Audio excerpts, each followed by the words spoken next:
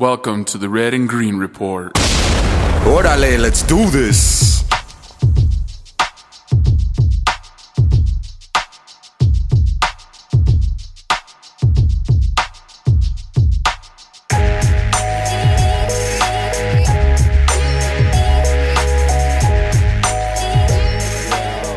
Welcome to episode 11 of the Red and Green Report. It's been a very busy summer.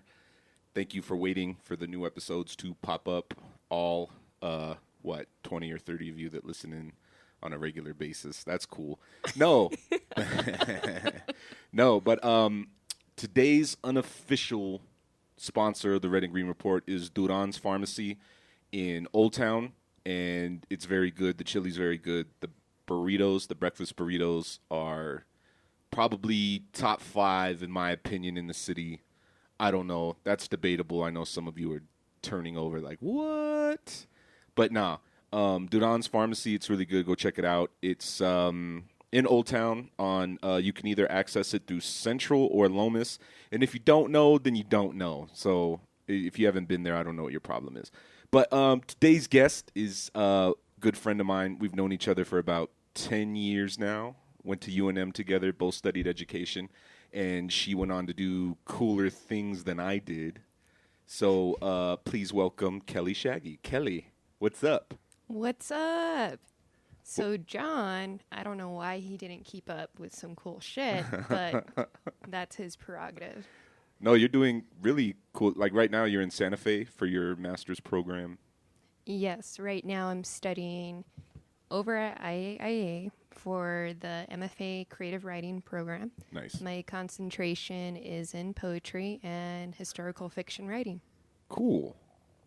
And that's like a 2-week thing that you're doing, right? Kind of, sort of. It's 8 days, but feels like 2 weeks. 8 days, 2 weeks. Cool. Mm-hmm. It's been pretty busy for you so far. I know you had an ant situation on campus.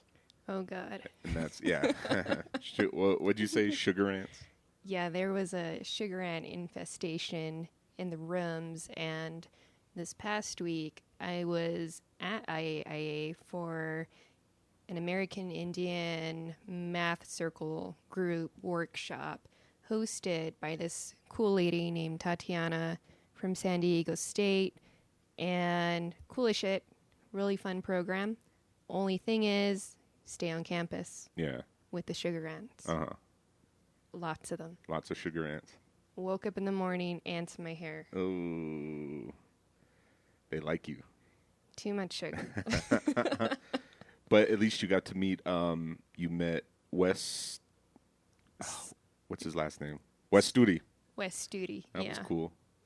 Yeah, he was just in the hallway, and he was, I don't know, what was he doing? He's just walking around. He's just walking around.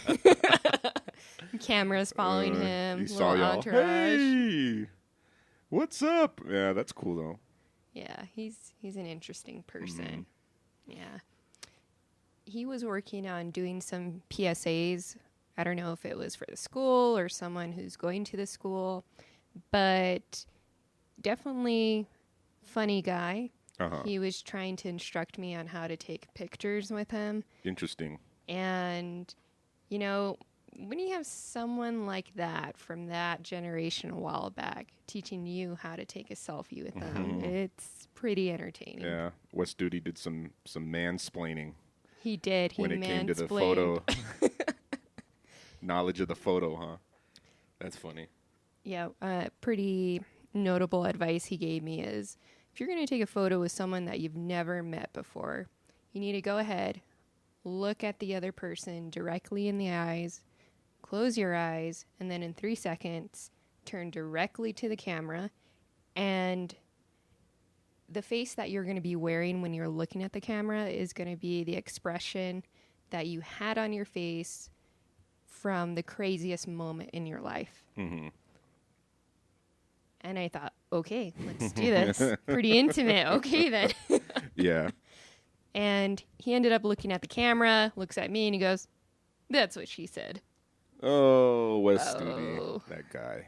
Dirty old grandpa. Move along, Wes Studi. No, I know a few years ago he was doing a movie around town. I forget what it is called though. What it's called. Mm-hmm. But he's always out here filming, doing PSAs on campus, telling people how to take photos. Yeah. Yeah. I don't know if he's around Albuquerque much, but yeah, he's always up in Santa Fe. I know that much. But yeah, that's cool. So Kelly, where were you born? I was born in Farmington, New Mexico. Northwest New Mexico, right? Yeah, up in the For Four Corners. For everybody that doesn't know where Farmington is, the Four Corners, cool. Fuck that place. No. Maybe. How many brothers and sisters? I have 2 younger sisters. I'm the eldest in my family. Okay, cool. And what elementary school did you go to? I went to, not in Farmington. Not in Farmington. No. Oh, so you moved. Well, I was born in Farmington, Mm-hmm. but the school district that I went to was the Bloomfield School District. Oh, okay. Cool. So I went to Central Primary. Central Primary Elementary School. Mm-hmm. That's what all years, K through 5?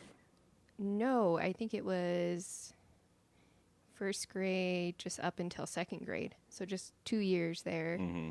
And then third grade through fifth grade went to Navaani. And then for sixth grade went to Rio Vista. Then for 7th and 8th grade went to Mesa Alta. And then 9th all the way up until my senior year, graduated from Bloomfield High School. Oh, okay. Cool. Yep. So, you had a story that you told me about a chicken. I don't know. I don't know if you mind retelling that story, but it's a really cool story. The pet chicken. For sure. I had a pet chicken named Karen, Mm-hmm. and Karen was this amazing Rhode Island red hen, and I would illegally transport her to school. You know, some people like cats, some people like dogs, but You had a chicken. I had a chicken. Nice. And, you know, Karen was pretty cool. She's a pretty chill chicken as far as chickens go, because they are not chill animals, No. especially roosters. Yeah. They can be cocks. Oh, I see what you did Oh, there. you see what I did. Yeah.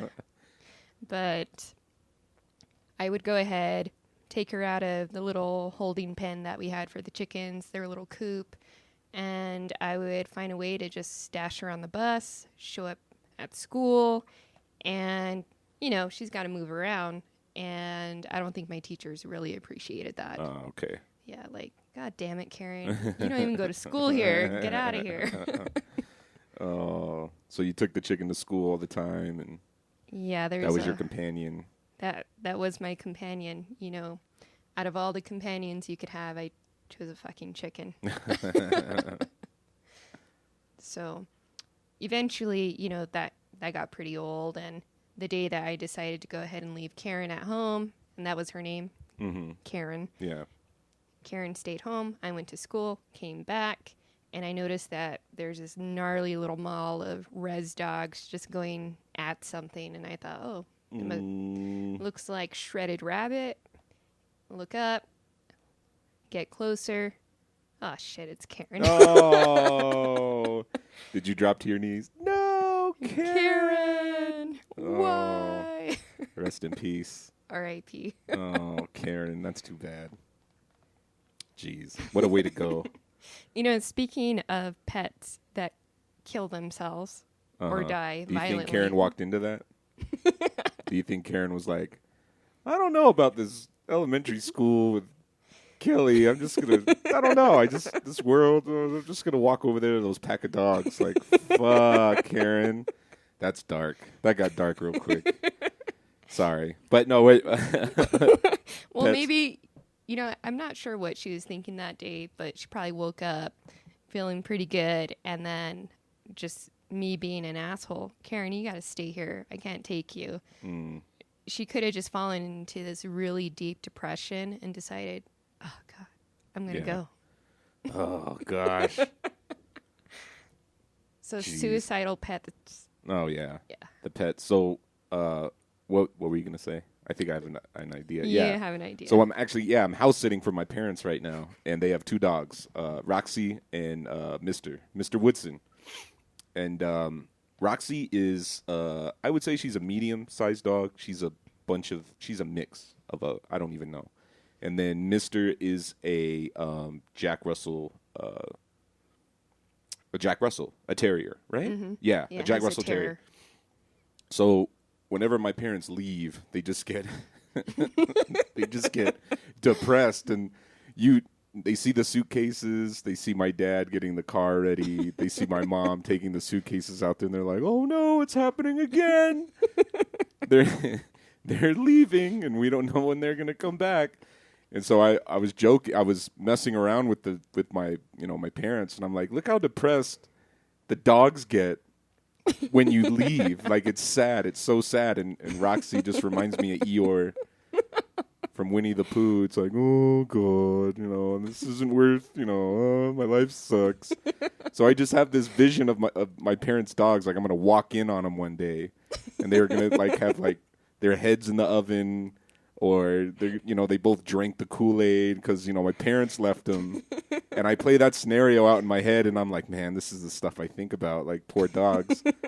But yeah, they're just like, right now they're back at the house, and they're just, "Oh, John's leaving now, shit," But yeah, poor dogs. But when my parents come home, they're like, you know how animals are. They're the happiest animals in the world. They're doing backflips. They're like circus dogs. And then but the minute my parents go on a trip, it's like, oh God, when are they coming back? But yeah, poor animals. Have you ever thought that maybe they get super suicidal because they know who's taking care of them once your parents leave? Those dogs are treated like saints, man. But I take them to the park. I take them to the Hyder Park over there in Nob Hill area. And although I'm going to stop taking them there, I think I get some looks. Over there from the people like, "Do you even live here?" It's like, actually, my parents live over there. I just short walk, But I get some looks. Like the other day, my dogs approached another dog who was playing catch with her owner or his owner, and my dogs weren't on the leash yet, so they ran over there. My parents' dogs are really nice. But Mister can be kind of loud. He just barks. And so the lady who has the dog was bigger than Mister. He looked like a pit bull, looked like a pit bull mix, something. But she held on to the dog like Mister was going to hurt him.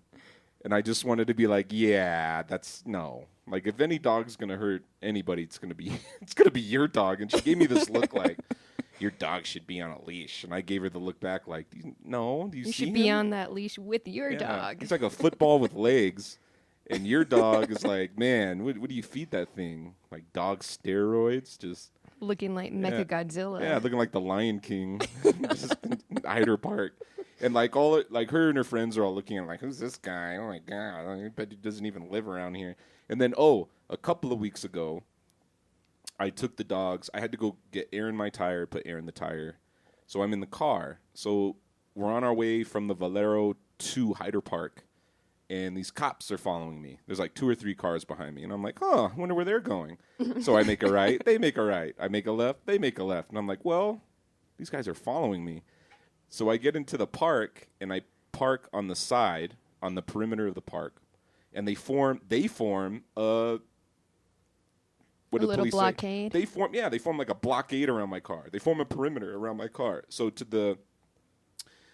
I'm driving on the right side of my car is the park. There's a cop car in front of me, cop car to my left, and a cop car behind me. Mm-hmm. And I'm like, all right, should I get out of the car? What are they doing? But they're not sitting. The lights aren't on. They're not telling me to do anything. Nothing. So I get out of the car, I let the dogs out, and then they start looking at my license plate. Like, and I'm thinking, why are they looking at my license plate, dude? Do I fit the description of something that just happened? And so one of the cops, is this your car? Yes. Okay, I'm going to need you to go to the other side of the park. With the car? No, just with the car? plate. No, just you and your dogs. Go to the other side of the park. And I'm like, oh, shit. So I'm like, well, they don't want me because they would have just kept me there. So I went to the other side of the park, and there's a woman there with her dog, and she goes, "Yeah, I called the police. There's a suitcase by a tree, and there was a suitcase sitting by a tree that I didn't even notice." So now I'm on the other side of the park, and me and this woman are just watching them, and they're like looking at the suitcase, and I'm thinking, oh, great. We're going to get stuck at the park with the bomb threat at Hyder Park. Out of all the parks, like Hyder Park, there's a bomb threat. With the dogs. Yeah, so I walked the dogs really quick, got back in the car, and left. I didn't want to deal with any bomb threat at Hyder Park, so... Goddamn suitcases. Goddamn suitcases, yeah. We don't want you. We don't want you here. But, yeah, that was a weird situation. And then the whole thing with the other dog. And I'm going to hold on to my dog while your little dog threatens my big-ass dog. Like, whatever. But, yeah, that interesting experience. I need to find a new park to go to. No, I really like Hyder Park. They do the food truck Tuesdays. Oh, nice. Yeah, it's really cool. They have the dessert trucks. They have bands out there from time to time. I think it rained the other Tuesday. So... I don't think it was that big of an event. We were there for about 15 minutes. I walked around. I took them twice, once in the morning, once in the afternoon for Food Truck Tuesday, and it didn't seem that eventful, and then it started sprinkling, so we left, and yeah, I hope it didn't get rained out, but it probably did. That's probably why the dogs don't enjoy your company. Like, this fucker. Why is it raining? He controls the weather. It's literally raining on our parade. We can't get to our food truck. So, middle school. What middle school did you go to again? I know you mentioned it like 5 minutes ago. So, for 6th grade, I went to Rio Vista. And for 7th and 8th grade, I went to Mesa Alta Junior High. And, yeah. Just 2 different places. Just Rio Vista only offered the 1 grade because of some weird shit that was happening with the district where they were going to go ahead and just sell the building, condemn it, I don't know. But they eventually made a decision that, hey, this can be used as our future police station or however it's used currently right now. So when I was going to school at that time, it was just before that transition had happened. So... yeah, 6th grade, Rio Vista. It's a typical New Mexico school where, oh, look at the ceiling. You can see all of the flooded spots and, you know, the janky-ass cords or the outlets that have all the weird little etchings on it and just smell like mold, mildew. Yeah. Nobody's happy. Everything's an ugly beige color. But, yeah, that's where I went to school. And, you know, the sad thing about having gone to Rio Vista is... there was a ton of artwork everywhere. There was murals, there's this, there's that. I mean, they even had this large boa constrictor that was held in a glass case for everyone to look at. And that was really weird. You know, I'm thinking about it right now. Like, why the hell did we have a snake in a glass case? Yeah. A sketchy-ass school. Yeah. And our mascot is the Bobcats. So... Bloomfield Bobcats. Boa constrictor. But you figured it out. Yeah. What? What did I figure out? It makes sense now. Boa constrictor. Maybe that's where they were going with it. But the Bobcat boa constrictors. Yeah. So that actually reminds me, you have to share with everyone, what would your superhero name be in the state of New Mexico? Brown Cougar. How'd you come up with that? You helped me come up with... What were we talking about? Comic book characters? No, if a superhero were to come out of New Mexico, what would it be? What would his or her name be? So what? We went over roadrunners, bears... We were just attaching colors trout. to it. And that's then, yeah. the brown trout. Like, oh, are you talking about shit? I have no arms. Yeah. Oh, yeah, that's... But, yeah, the brown cougar came up. Brown cougar, white owl. I mean, what is the state insect? Let's look it up. The state insect. I'm thinking it's a wasp. I feel like I should know this. You should. You're a history teacher. See, I hate it when people, well, aren't you a teacher? It's like, yeah, I don't know everything, though. You know everything, huh? What do you do? Oh, I work in insurance. Yeah. Well, what happens if this happens? Oh, you don't know, do you? No, I should know this. You're right. New Mexico. I really feel that it's a wasp. Okay, let's make a bet. You say it's a wasp. I think it's like a beetle. You think it's a... And we're both going to be way off, and everybody's going to be like, you guys suck. What is the wager here? So when we go eat after this, whoever loses has to buy the first beer. Perfect. Perfect. You're gonna Good. lose. Okay, so you're saying wasp? Yeah, a wasp. You're right. We should know this though, but here, okay, I think it's gonna be like a beetle. Okay. Let's see. You were right. What's a tarantula hawk? The tarantula hawk. Wasp. Holy shit! Look at that thing. That thing landed on me. I'd run and scream like a little girl. Oh, look at the tarantula though. Oh man. Not the tarantula hawk, but the tarantula. The actual tarantula. Yep. How would you say that? What's the Latin name? I'm looking at it and I'm just thinking of Pepsi. Wait, what are you talking about? Scientifically known as Pepsis formosa, is adopted as the official insect of New Mexico.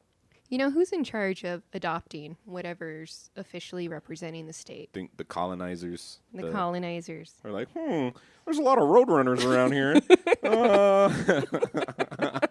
Oh, look at this. It's like a wasp, but it kind of looks like a tarantula. We'll call it a tarantula hawk. This will be the state bug. Yeah. Oh, man. Yeah, that's what not is good. it? White people write the history, right? They write everything. They do. Yeah. Oh, man. It's like I'm sure you've been to Chaco Canyon. For sure. Yeah. My dad and I went, and we went on the tour. Because you can either walk around on your own, or you can take the tour. So we're like, fuck it, let's take the tour. So we went, and the person who the ranger was going over the person who actually discovered it. And, of course, white dude, I think military. I forget. We can look this up, too. But he went into one of the rooms, and he made it his, dining area. Yeah. For him and the people that he was with. So he cooked in there, and the woman said, if you go in there, we didn't go in there for whatever reason. If you look at the wall, you can see all the soot and smoke marks, and just like, they didn't clean anything, and just, let's take this historical site and treat it like shit, you know. Yeah, let's just deface it with our horrible southern whatever colonizing cooking skills and burn everything. Here, let me see. I forget the name of the guy. Chaco Canyon. Let's see. Chaco Canyon. So, have you ever been to Aztec ruins? No. I've never been. I've been to the Gila cliff dwellings. Mm-hmm. I've been to Chaco. I've been to Bandelier, but as a kid, I need to go again. Mm-hmm. I've been to Taos Pueblo. Mm-hmm. I've been to San Felipe for Feast Day. Nice. I've been to Santa Ana, the original, because there's two Pueblos, right? Yep. There's the original one, and then there's the newer one. Yeah, the old one and the new one. The old one and the new one. Mm-hmm. I've been to... That's it. Yep. And Chaco Canyon. And Chaco Canyon. But I haven't been to the Aztec. You should definitely check it out. Yeah. Little shout out to Bloomfield. They also got some ruins there. And it goes by the name of Salmon Ruins. And I think there's something going on with that where it's not actually taken care of by the state or anything. It's not a national park or a part of the state parks. It's more privately owned, and it's a family that's in charge of taking care of it, which is kind of odd to me because it's a historical site. So, I mean, there's all kinds of things to think about that where it's like, hey, check it out.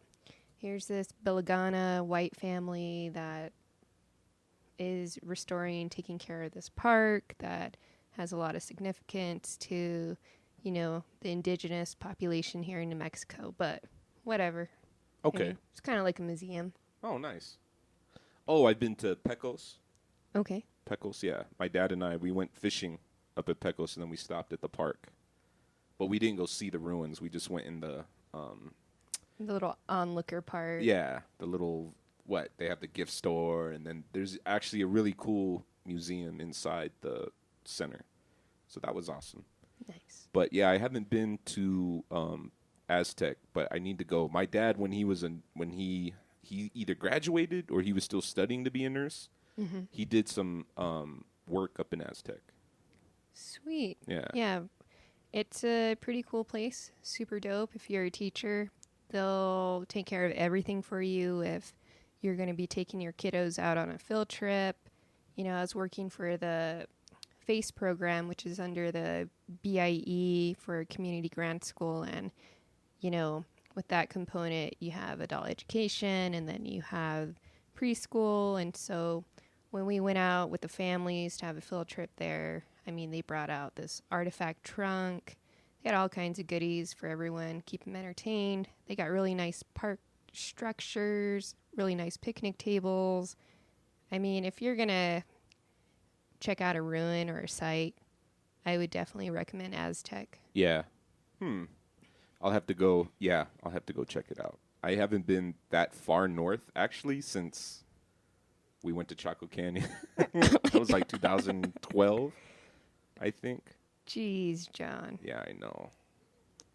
So you've never been to Mesa Verde? Nope. I have Wow. not, no. We have to do like a whole tour. Yeah, I'm of down. these Let's do it. locations. Yeah. I'm more than ready. I need to expand on my cultural sites. So I'm definitely ready to do that. If you end up doing that, they're going to make you an honorary National Park Junior Ranger. Or I believe the little badges go not so junior ranger. Oh, yeah. You think they'll make me an official Eagle Scout? Like, oh. Scout's honor. Yeah, I can't tie knots for shit, though. So Oh, goodness. I think this was See, him, though. Popeye would have not have Yeah, I enlisted you to help him at all. He's like, this fucker can't even tie knots. That hurts. That hurts my heart.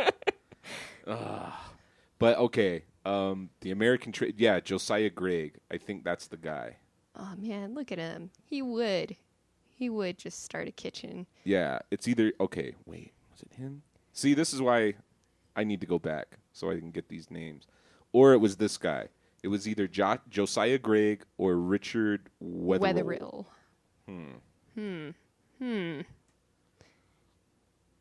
Interesting. But another cool thing, when we were there, there was something like 100 rooms, 90 rooms. In one of the rooms, they found these clay jars that look a lot like that. Your coffee container, water container thing. Okay. But yeah, so they looked separate. really sparkly. No. I'm just saying that's how that was the shape. Okay. Then they separate in the middle, and they opened them, but there was nothing in there. So what they did is they got there's this machine you can do a swab. Mm-hmm. So they swabbed it, and then they put the swab in the computer, and whatever it tells you the chemical that was in there, and I forget the name of it, but the chemical that's in chocolate. Oh, sweet. Was in there, so they know that this was a trading site because there's no chocolate in New Mexico. Show me the chocolate. Yeah, they were the ranger was saying people were coming up all the way from, and they even said it had to have been starting at this area in Mexico because even in Mexico it only grows in certain places. Mm-hmm. Yeah. Must have been Cocopelli's chocolate. Yeah, Cocopelli. Dang, that guy was a player. And they think Cocopelli was from Mexico too, right? Yes. Because of the mohawk? Mm-hmm. Yeah. His little headdress. Yeah. What do they call it? A manta? I don't know. Oh, man. This is horrible. We're educating the youth, by the way. But, thinking about Chaco, Cocopelli, and historical fiction, I'm a huge fan of Linda Leigh Schuler, and she's this really cool lady. She's no longer living, so R.I.P. Linda, but she wrote a really good trilogy, and the first book in that trilogy is called She Who Remembers, and it follows the life of this young woman named Kawani, and she's basically fleeing from her village, and she's Anasazi or Anasaza if you want to be more proper about it. And they're banishing her because she's got blue eyes. Ooh. She's a blue-eyed Anasazi woman. And so they're like, oh, man, witchcraft, and get the hell out of here. We're going to kill you. But she ends up escaping. She doesn't really know how that works out in her favor. But the way it worked out for her is that her mother basically intersected an arrow that was aimed for her back. So her mother, like, no, my baby, and then she dies. It's pretty shitty. So she takes off, and she's got a spear, the spear that they were trying to use to kill her with, and she's got an arrow, one that's meant to kill witches, because they were shooting all kinds of arrows at her, and she managed to go ahead and salvage one because it didn't, harm her. So because of that, it's very powerful because she's thinking, okay, I didn't die, so this is a little memento of that and should prove that I'm not a witch. So she takes off, and then she ends up just all kinds of adventures, but the romance behind this historical fiction is that she ends up getting saved by Cocapelli, who's just on his trading route, and he's going around trying to bless all the different villages and pueblos with his seed because, he's a deity for fertility. And so if you're into reading, I would highly recommend reading She Who Remembers. And I think the second novel is, what is it called? Voice of the Eagle. And then the third one is Let the Drum Speak. But if you're into Cocapelli, you're into historical fiction, you love New Mexico, I'd pick that book up and read it. What's the author? Linda Leigh Schuler. Who was? Who dat? She dead, though. Oh, man. Rest in peace. What's her name? Sorry. Really? Okay. Yeah, one more time. Linda Leigh Schuler. Okay, Linda Leigh Schuler.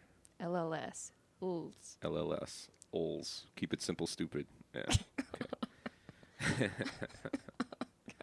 Okay, yeah, I'm going to have to check out those books. I even, Rodolfo Anaya, read a few of his books. Tony Hillerman.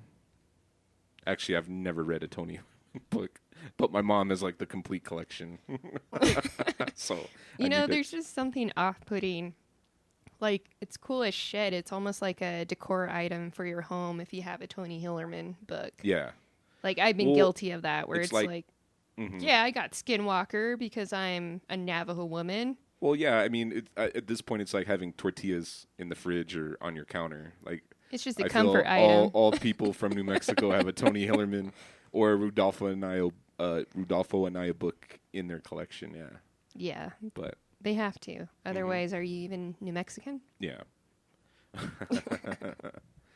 So what was it like growing up in the Northwest of the state? Oh, man, it's pretty complex. Growing up on the Checkerboard Reservation, so where I grew up was south of Bloomfield, New Mexico.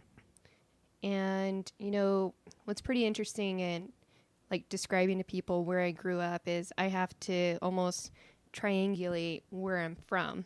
Do you know where Crown Point is? Yeah, I know where that is. You're from Crown Point? Fuck no, I'm just asking you. Yeah. Do you know where Crown Point is? Yeah.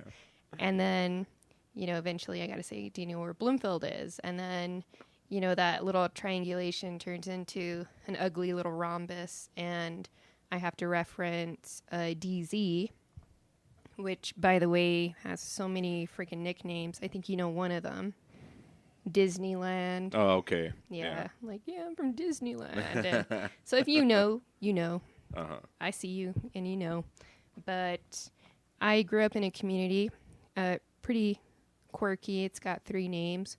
One of the names has been anglicized, and it's the most commonly known name, and that's Herfano. Mm-hmm. But really, it should be Huerfano, which means orphan, which tells you a lot about the community. Yeah. Just kind of middle of nowhere. So there you go, Herfano. And then the Navajo name for it is Hanancle, which is in reference to the water and the springs and how it continually like just comes to the surface. And then the other name is Carson, which is from the trading post in that community. So it's got 3 names. You either got to say, oh, I'm from Carson. Nobody knows that. Yeah. Okay, well, do you know where Hanaglen is? And, there's a lot of people who, from other communities that are not on checkerboard reservation land. And they'll hear that and, what are you talking about? Because it's such an old word. It's not in the everyday, like, modern lexicon for those who speak the Dene language. Mm-hmm. And if they don't get that, then it's pretty sad to say, like, oh, her Fano. Yeah. Who, her? Yeah, Fano. Her Fano is over there. Her Fano? Oh, that's funny.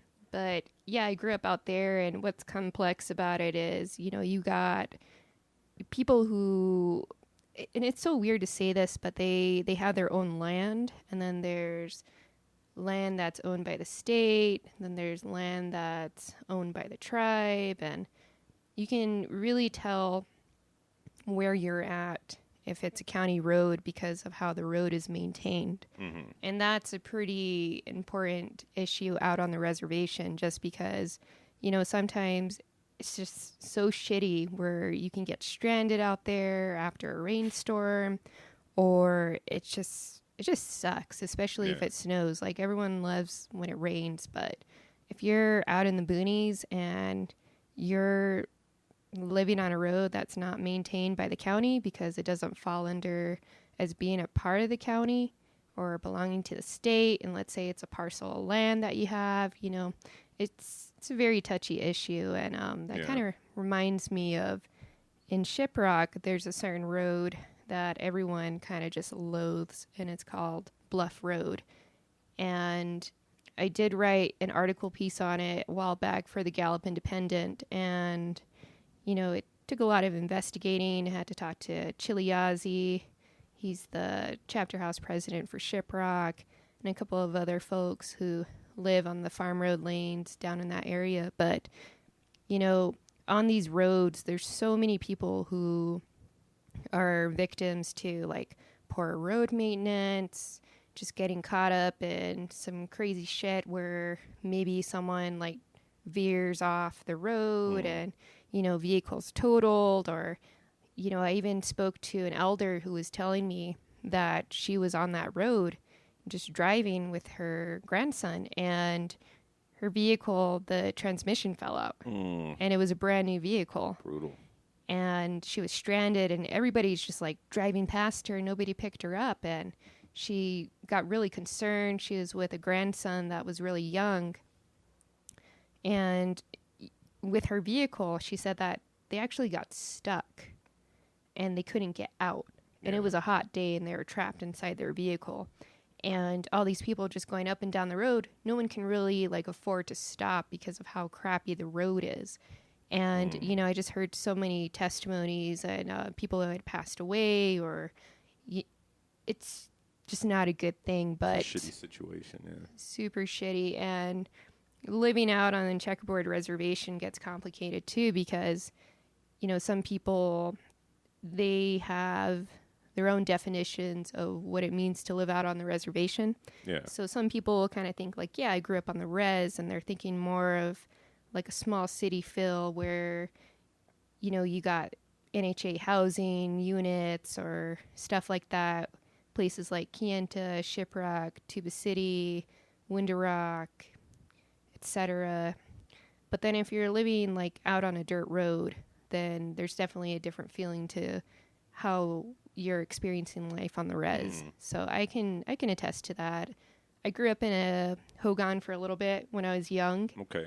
And, eventually we were living in a trailer. We were living at my grandparents' sheep camp, and they had built their own home out there. They had like 3 different houses, and, there's no running water. And then eventually by the time you do get water, you still don't have electricity. You don't have all the utilities that are kind of just basic. Like you just expect to have them nowadays. But I would say that growing up, that's the best part of my childhood is just remembering when you got to haul water, just for yourself, not even for animals or anything, but just for hygiene, for overall well-being and all that good stuff. But I definitely loved it growing up on the res.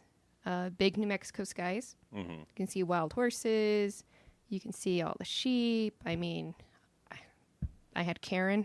Karen, yeah. Aww. You got those crazy little res chickens. You got your elders. You got your family. And, I mean, I don't think you really ever need anything more than that. But I definitely, even with my poetry that I write, if I write stuff for myself, it's always about my childhood and my upbringing. Yeah. And it's always talking about just like the environment and nature and all that. And I'm actually kind of laughing to myself right now because you're always calling me Pocahontas. No, I'm not. Painting all the colors with no, the I'm wind. Not. Yeah, no, I you don't. are. I don't do that. No, I don't. See, John's an asshole, guys. I am not an asshole. No, it's all good. I'm taking that part out of the podcast. You better. Tell them some of the things you call me. So growing up on like you said, open skies, open land, lots of open land things to do. Did you grow up hunting, fishing? Oh, hell yeah.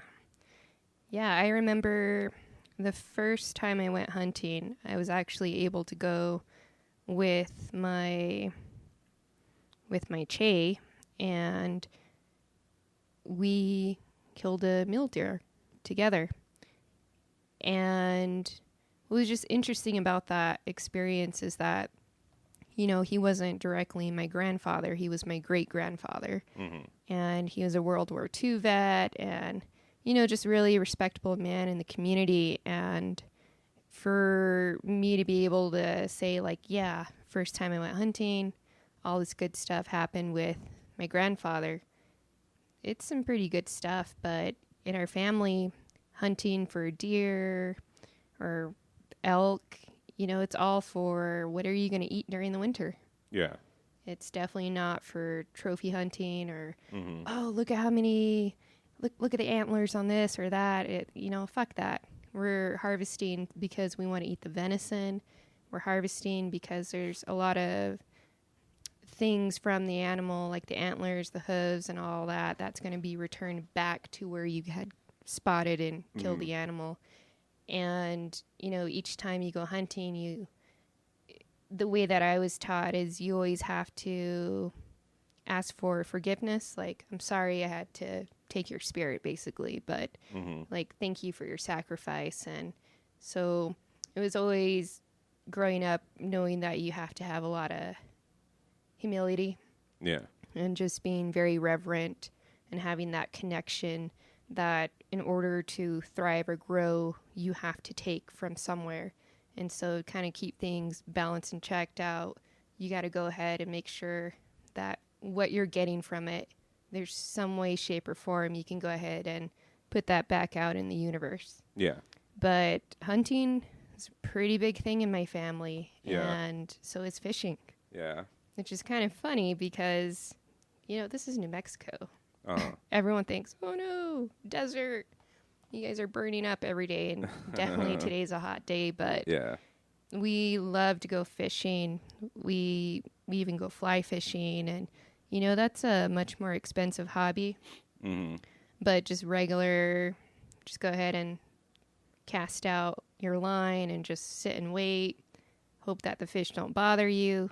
We're all about that. We love to go to Cutter Dam, which is located out towards Navajo Lake, but not quite. And I don't think I want to get more descriptive about that because that's my spot. Yeah. And nobody needs to be headed For out sure. that way. So I heard that Navajo Lake is a preservation. Is that true? Yeah, it Or is. was I being lied to? But somebody told me, because I was telling them about you and your dad and the trout, the size trout that you catch up there. Yeah. And they were like, ooh, it better be at least this long because that's a preservation. And if they keep it, it's illegal. I'm like, well, dude, I don't know. But, I mean, yeah, it was a huge fish, but I don't know if that's true or not. But That's crazy. Well, okay. So a lot of the fish that get stocked in these big reservoirs, dams, or lakes, etc., they're coming out of hatcheries. yeah. And the majority of them, the most local one to Navajo Dam and Lake, is going to be located up in Durango at the Durango Fish Hatchery, which is a nice little gem if you're ever up there. Just bring a lot of quarters with you and you'll know why. But, with Cutter is not owned by the state or maintained by it at all. It's actually under the Navajo Reservations Department of Fish and Wildlife and all that. So, nobody's out there. It's pretty janky. The road sucks. And if you're out there, I mean, don't even bother going in a car. Your transmission's going to fall out, or, you're going to pop a tire, you're going to get stranded, and nobody goes out there unless they're checking on oil drums and all that. But it's pretty cool. I love taking pictures when I'm there, and there's a whole bunch of sumac berries that are around. So if you're into harvesting any of the local fauna, you can definitely pick berries there. But there's bears, there's elk, there's the brown cougar that you might see. Cougar. Dun-dun-dun-dun-dun. Ready to take on evil. Wearing his green chili. Yeah. Just around his mane. Yeah. But that would look pretty dope, Yeah, actually. that would look dope. You can draw, right? No, I can't draw for shit. What? Well, yes, I can draw, but not as well as my younger Okay. sister. Oh, that's right. Yeah, your younger sister does comic books, and she does sketchings. And I was checking out her website. You sent it to me, yeah. Yeah, she's got a lot of prints. She loves to do inked drawings. She has her comics. The Sixth World, by the way, if you're interested, go ahead and check it out. Her address is KaylaShaggy.gallery, and you can see what she's been cooking up. But she did win a juried exhibition over at the DAC Durango Arts Center just immediately after graduating from the Fort Lewis College. And recently she participated in an art show. She had some of her work up in the gallery again at the DAC and a bunch of other small galleries in and around Durango. But, if I were to ask her, hey, can you do some concept art for New Mexico's next big comic book character? No. She'd be like, She'd be like, that's dumb. She's like, I'm busy. I'm going to come up with a better superhero. That's funny. Oh, my goodness. So you grew up shooting then? Yeah. What did you learn to shoot with? What gun? Okay, so my preference is shooting with a 30-06. Sounds hardcore. Rifle. That's a rifle? It's a rifle, yeah. And some people, they like to go bow hunting or longbow hunting. My cousin's husband does bow hunting up in Michigan. Oh. He invited me to go with him, and I said, no thanks. But, sorry, 30-06? Yeah, and I would say that, here in the Southwest, you can definitely hunt, like, any type of weapon of choice. But for me, I'm pretty petite. Mm-hmm. I'm going to go ahead and I'm going to just go more for a marksman feel and shoot long range and all that good stuff, and then just sweat out trying to harvest the animal, basically. Mm-hmm. Especially because if you're hunting in New Mexico, something that you see is going to be more than 600 to 800 yards away. If it's closer, then, I guess it's more of an ethical thing. Like, do you want to shoot that if it's right there? Maybe you should back it up and act like you didn't see that. Yeah. But, I've always wanted to get into bow hunting, and I totally get that. I have relatives in Wisconsin, and they're up from Lake Superior, Band of Bad River, Chippewa, and, totally different environment. You're in the woods and all that. So I don't think you can really be shooting with rifles. Yeah. Yeah. But It's a little more the trees. They have trees up there. they have trees. Whereas down here, it's more bush, Yeah. brush. The animals are taller than the flora and the fauna. Yeah. Like we're going on a safari hunt. Yeah. It's like trees. What are those? But I've never hunted. Speaking of safari, I've never hunted for like javelinas or wild boars or the oryx. I do want to go at some point in my life on an oryx hunt, but those are kind of expensive. Yeah. You know what's his name? I just had it. Dr. Hibben. I do not. You never did. Okay. Who was your social studies teacher at UNM? Or did you not take the education class? I did. I just don't remember. Okay. We had a professor, Dr. Otter, Dr. Otter. and he actually was a teacher at that private school on the Rio Grande. Mm-hmm. What is it called? The Bosque School. Bosque, yeah. He was a teacher there, and he was also a professor at UNM. So one day he says, I'm going to take you guys on a field trip, but I'm not going to tell you what it is. You can ask questions. You can be inquisitive. You can come up with your own idea of where I'm taking you. So he goes, has anybody ever been behind campus to this house? And we're like, no. None of us are like, no, what is he talking about? So we get there, and there's a big H in the yard. It's right there on campus, the road, Okay. by Monte Vista Elementary School. Okay. It's right there. There's a big H in the yard. So he's like, what do you think this H stands for? And I'm like, shit, I don't know. So he says, okay, we're going to go in. If you don't want to stay, you can leave.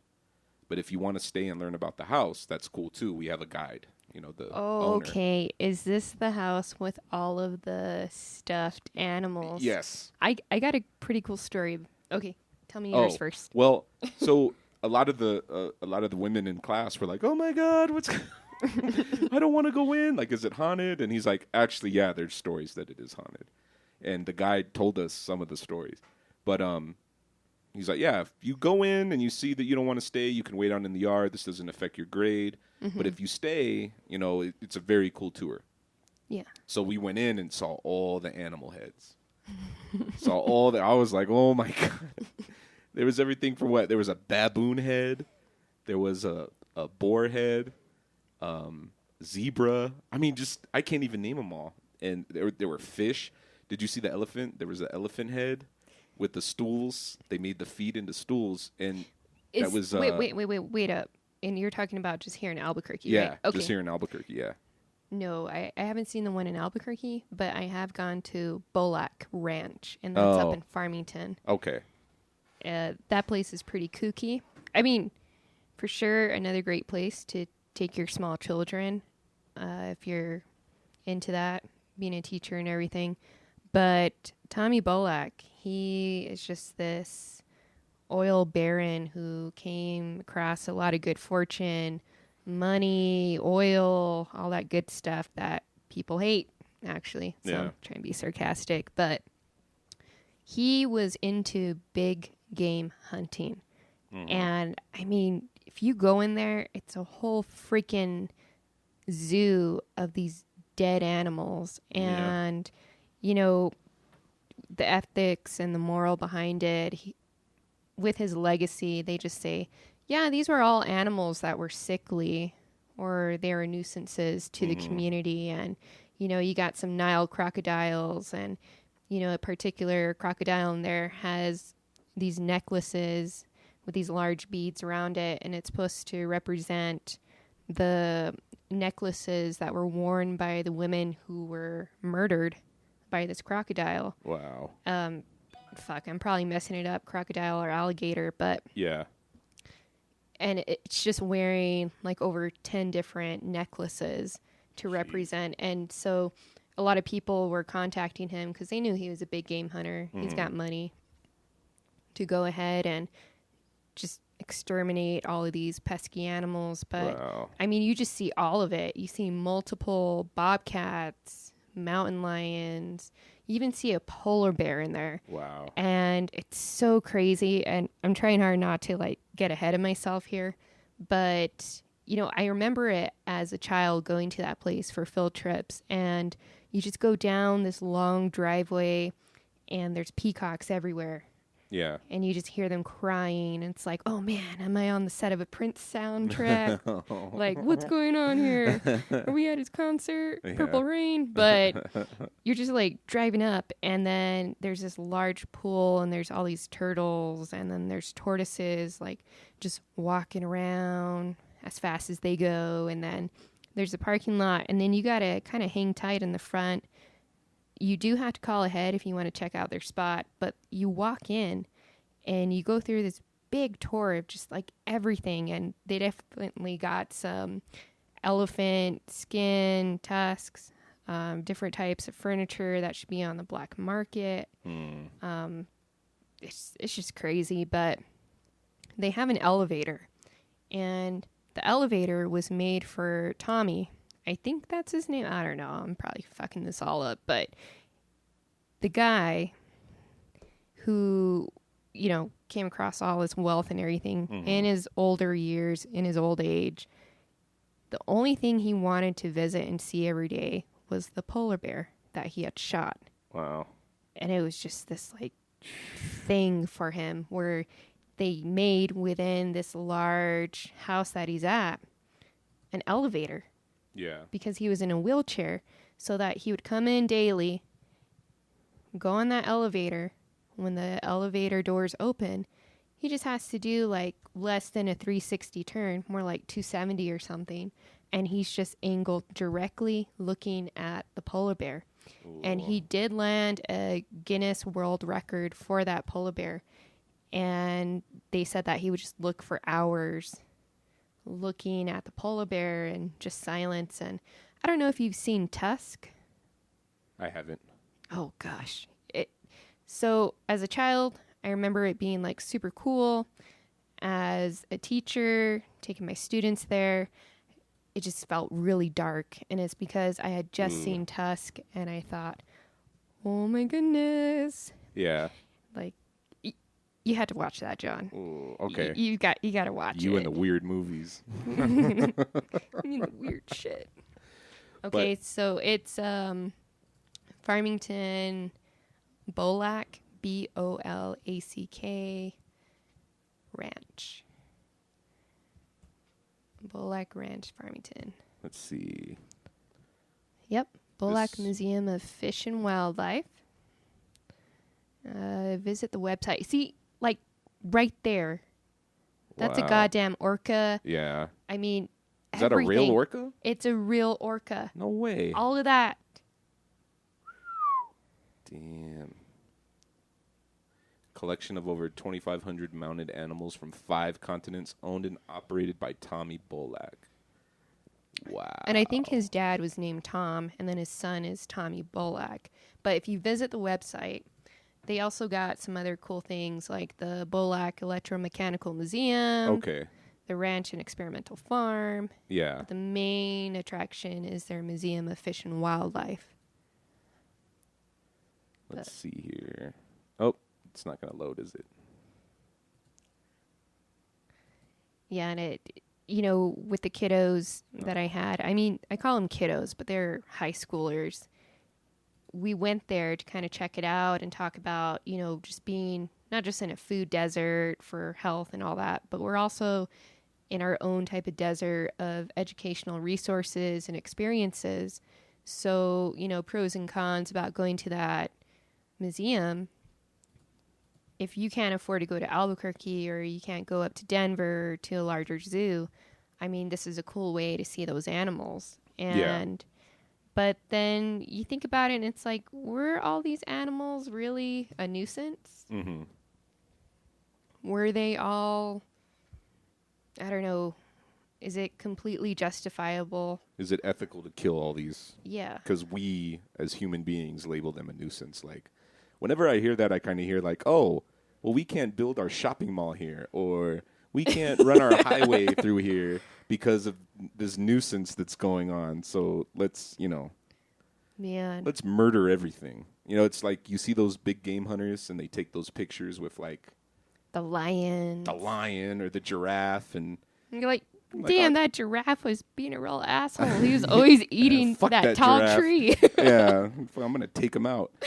But yeah, you see him and it's just like, yo, you just killed like this majestic animal with the face of an angel.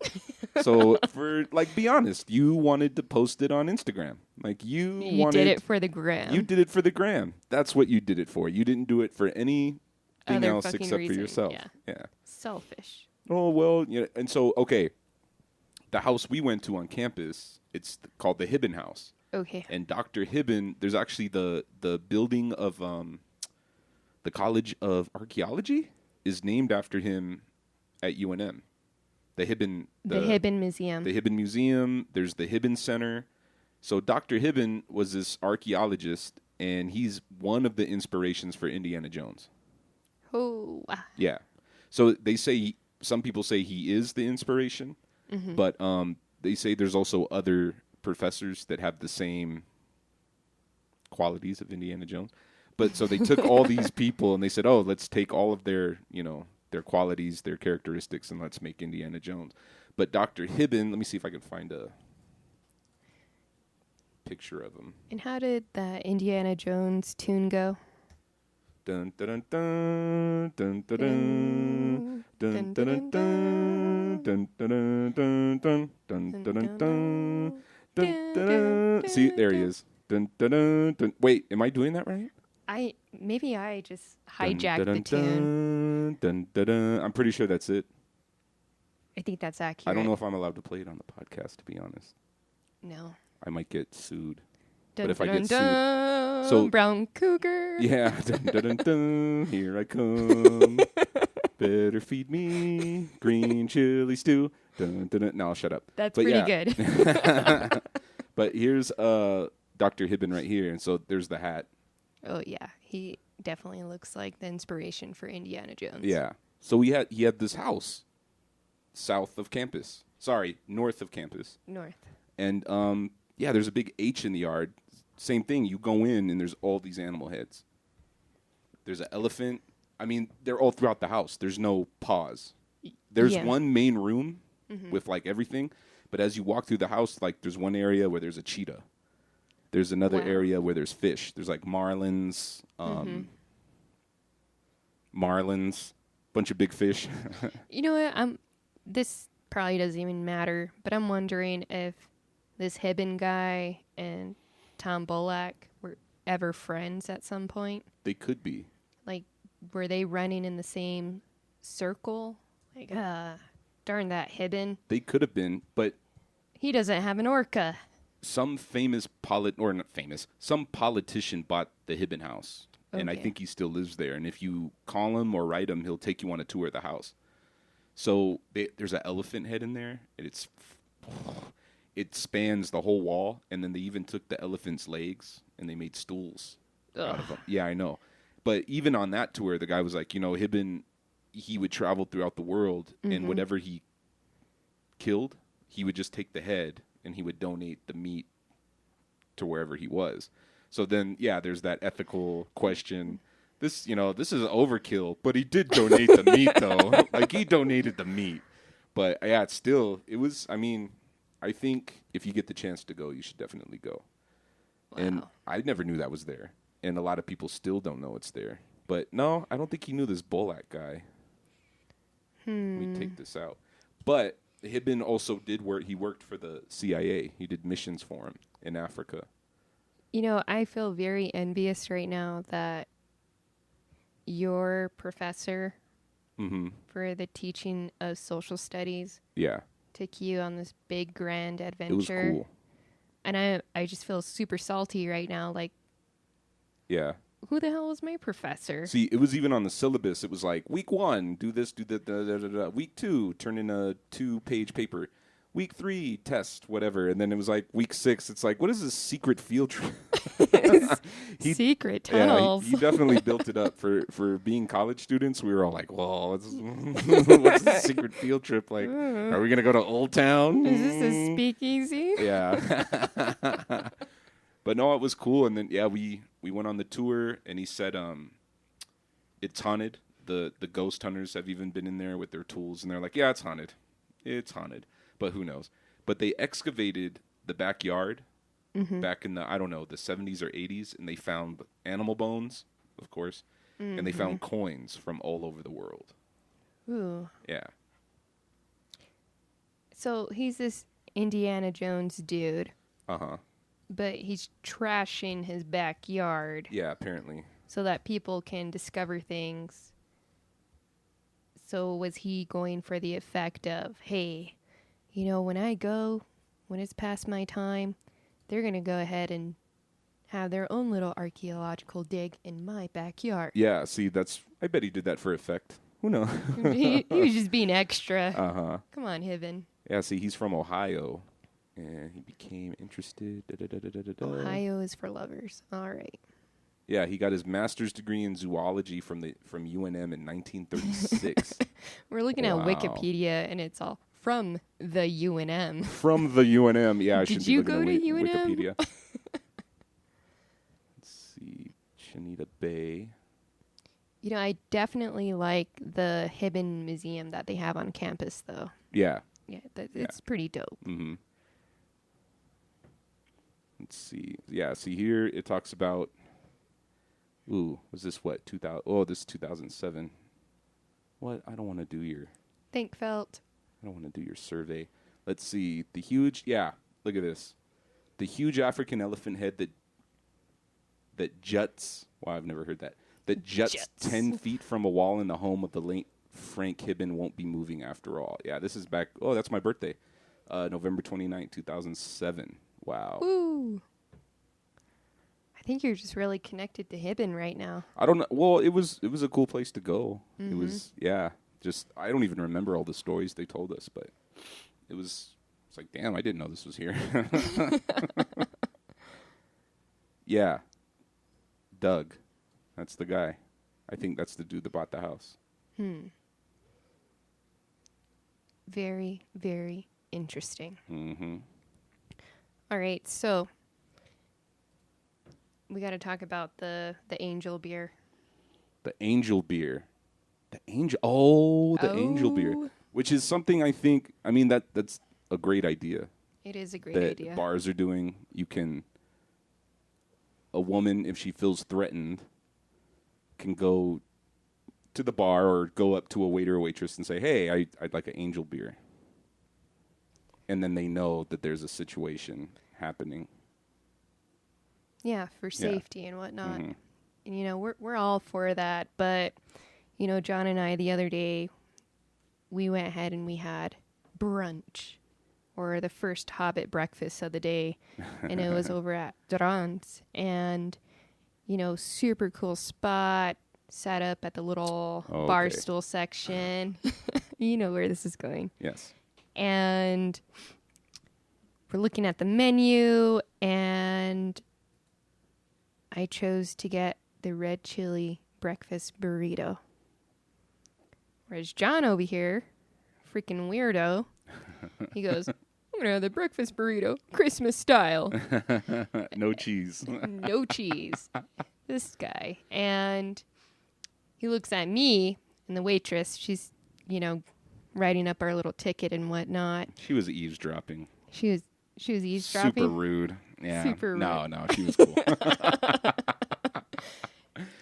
So he's like, oh, what did you get? Well, fuck you, John. You got the same thing I got. No, I didn't, Kelly. I got Christmas. You got red. That's not the same thing. And I said, okay, well, you're weird because you should have gotten red.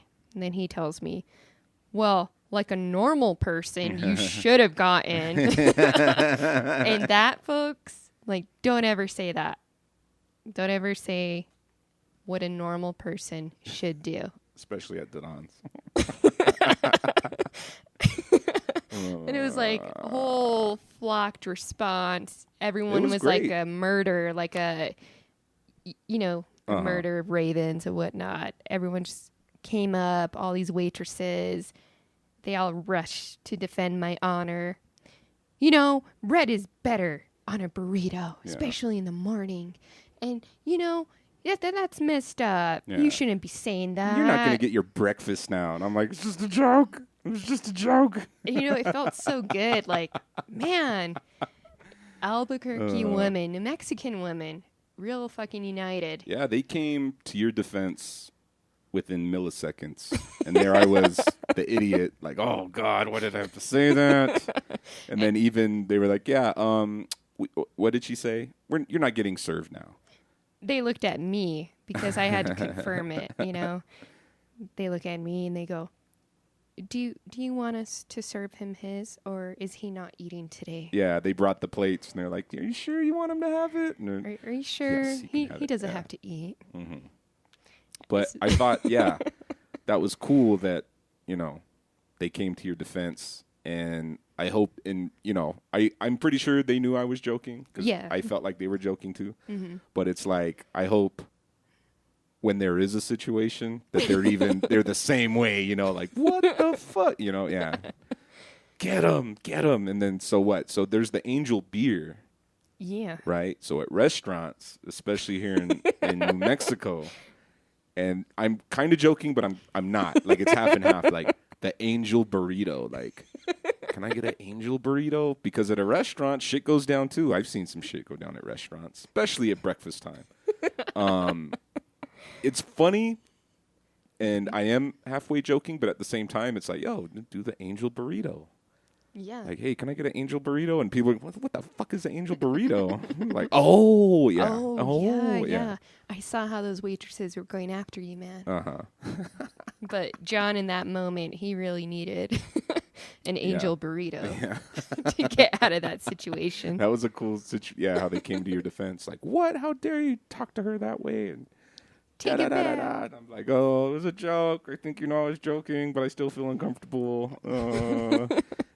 My bad. Yeah, that was cool. Good burrito, though. Oh, man, yeah. Super good. Christmas was better.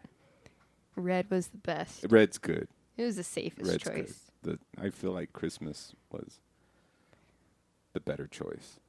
Do you ever go Christmas? Yeah, sometimes. For what? On a burrito or? No, for enchiladas. Ooh. Christmas enchiladas? You've never had Christmas enchiladas. Oh, you're going into new territory here, Shaggy. I know. I don't think I've had Christmas enchiladas. Have you had Hamus enchiladas? I've had Hamus enchiladas, yes. Okay, dank as shit. So, I've had Christmas Hamus enchiladas. Oh, where? In Hamus? Yes. Oh. So, ever since then, if I'm going to have enchiladas, Christmas. Christmas? Yeah. Was there any meat? Was there a... No. It was just... with a Hamus enchilada. It's just cheese and it's chili. Just cheese and chili. The tortilla. And onions. And onions, yeah. Yeah. Okay. But it was red and green. It was red and green. Those are so good, those Hamus enchiladas. They are. It's like a new form of currency. Yeah. Does this person care about me? Yeah. I don't know. Did they give you a Hamus enchilada? Yeah. No. Yeah, they don't care about you. Oh, those are so good. I can't remember where I think I had mine at Santa Ana. For their feast day? Yeah. Mm-hmm. Yeah, they were really good. So, what do you think is the number one thing, if you're a New Mexican, a dish that you've got to know how to make and prepare? Frijoles. Beans. What type of beans? Like pinto beans from Nappy? Which is, by the way, folks, Navajo agriculture products industry. Okay, so I'm just saying pinto beans in general. Just pinto beans. Or even refried beans. Refried beans. Now, if you want to get a little more complex with the dish, I think anybody from the Southwest needs to know how to make the staple, the bread, the tortilla, or the fry bread, or the tortilla. So I think knowing how to make that is important. Then knowing what to put in it comes after. Because, I mean, I grew up eating tortillas just... Did you ever just, slather it with butter? Oh, yeah. Yeah. Did you ever add PB&J? Yeah. Yeah. Peanut butter jelly, butter. My mom, because we lived overseas a lot, my mom would just have a thing of tortillas and then a thing of salsa, and we would just dip the tortillas in the salsa. Or, because, overseas you can't get green chili. My aunt would send powdered red chili to wherever we were. So sometimes it would be tortillas, red chili, beans, and we would just, sit there dipping. But I think tortillas is definitely something you need to know how to make. It's tiresome. It takes a lot of work. But homemade tortillas are the best. And you definitely, as you're making them, you understand why you would rather buy them in the store. Right. But, have you ever heard that saying, when you buy a loaf of bread, it's divorce bread? Have you ever heard that? I haven't. Yeah. So, I don't know. Maybe somebody out there listening knows about it. But if you ever come across someone in the store, you know them or whatever, because this is the way it was when I was growing up. I could see my uncle, and the one uncle I'm thinking about in particular is my Uncle Donnie. And I remember he was teasing my dad because we were just up at this little shop. It's not really a shop. It's a grocery store. Farmers up in the Four Corners area in Bloomfield. And my dad was pushing the cart, and he has a loaf of bread. So my Uncle Donnie goes, "Dang, she kicking you out soon?" I mean, that's the first step. You got divorce bread right there. Oh. And, there's so much shame if you're an indigenous person. I mean, you could be Chicano, Native, however you want to, say it, slice it. But I remember one time my dad told me, go run in the store and just get some of the whatever from the tortilla factory and blah, blah, blah. All right, cool, Dad. And then, I'm in the shop. I noticed that they got some bizcochitos too. And I'm like, ooh, cool. I'm going to have some of that. And then I remember seeing this elder come up. She just looked at me like, oh, God, you're a piece of shit. Oh. And I'm looking at her. I'm like, hi. You need to be making your own bread. Oh. I was like, oh, damn.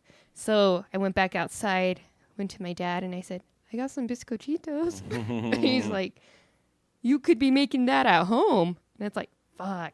Here's this elder yelling at me to make my own bread. And then I come back with the one thing I only cared about, the bizcochitos. And my dad's looking at me like, where's the bread at? You can make the bizcochitos at home. So it's pretty interesting, like growing up, what you need to know in order to have that. Again, social currency, like what's going to make you good with everyone in your family. But I agree. You should definitely know how to make tortillas. Yeah. I'm not a big fan of fry bread. No. But tortillas, that's a weak spot. And my mom, she's always like queen in my book for making bread. Yeah. And right now with my son, Aegon, I'm pretty sure I'm right there, first place for him, because weekly I have to make tortillas for him. And he gets to take it to school, and he'll have it with peanut butter and all that. And I think probably with raising my son, that's been the most rewarding thing as a mother. Is like, I can make him happy with tortillas. I'm doing good today. Gold star, Kelly. Oh, nice. But yeah, beans, yes. Tortillas, yes. Chili. Yes, definitely from the chili pods. Which I've failed at miserably. How did you make it? I haven't made red chili in a really long time. But green chili, yes. I mean, that's easy. You got to pot it up soon. I know. I do got to pot it up. I need to hit up, what's that store? It's Chili Addict? There's that. But it's going to be chili season soon here in a little bit. So you smell the green chili in the air. Yeah. Might have to go to Limitar. Might have to go to Hatch. Might have to go, pick up some chili. But haven't made red chili in a long time. Definitely got to pot it up. Green chili, I mean, what, you buy it roasted. Yeah, or you can just do it on your own. Roast it on a grill. Or even on a stovetop burner, right? Yeah, stovetop burner, yeah. And then just peel it, chop it up. Or you don't even have to chop it up, just put it in the freezer. Okay, so I know every New Mexican has their own testimony for this, but what is yours in regards to the biggest fail in peeling chili? The biggest fail? Yeah. Not using gloves. What did you rub? Yeah. I think you got to have gloves. If you do it without gloves, like myself sometimes, then you've done it before. You know what to do. But if you don't use gloves, I mean, it doesn't matter what part of your skin you touch, it's going to burn. Oh, man. I've done it without gloves, and I thought, oh, yeah, this isn't going to be bad. Even your hands start. Yes. Your hands start burning up. Tingling. You get that spider sense. Not having gloves, peeling chili. Everybody has their own technique. I hold it from the stem, and I move down. The scissor. The scissor way. I think if you're going to peel it at home, then you have to have a good roast on it. Oh, Otherwise, yeah. you're picking at it. Have you ever made your own homemade roaster? No. Oh, Have you? man. I have a feeling you have. I have helped my father make so many homemade welding contraptions. Nice. Like, he's just jack of all trades. He's a wizard. And I remember one day we just kept coming home with a bunch of chili. He grew up in Shiprock, and, they'd grow everything. They have corn, they have melons, they have this, they have that. And then some seasons we got chili, or if we don't, then just go buy the chili. And he was just super hype. And I think that's like one of the things that goes back to my childhood, is just seeing my dad get super excited about something and then just kind of figuring out, like, how can I do this on my own? Yeah. And he would just make these crazy little roasting grills, and then he would have these cool hustles where in the community people could tell, like, oh man, Keith Shaggy, what is he doing? He's grilling up some chili. And then we live in a very rural area. I mean, we don't really have, in a traditional sense, neighbors. Our neighbors are going to be like acres away, and then at that point it's just miles away from us. But that's kind of creepy. Like, are we all looking at each other with binoculars? But people would just know when we were up to something, and they would just come on out and be like, clinging. cling, cling, cling. What the fuck are they doing over there? Like a Rick and Morty episode. Yeah, exactly. Hey, Morty. But they would just come out, and I remember for a while there, we were just roasting chili for people. And I think the first time that we were roasting just like on our own was something that he had welded. I just fucked up. I went ahead and I rubbed my eyes, and I wasn't wearing any gloves. If someone says something to you like, I wasn't wearing any gloves, I'm always going to think first chili. Yeah. For, the other innuendo. But I was helping roast, peel the chili. I felt super tough. Got that little spider tingly feeling in my hands. And then I'm always constantly rubbing my face. And I don't know if it's because I'm tired or what, but I just feel like a habitually sleepy person. And I go ahead and start rubbing my eyes like a jackass. And it wasn't like a innocent just rubbing one side of my face, just one eye with one hand. It was both my hands, weird little fist, rubbing both of my eyes at the same time, and then getting into the corner pockets of my eye and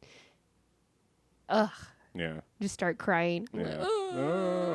How do you make it stop? Yeah.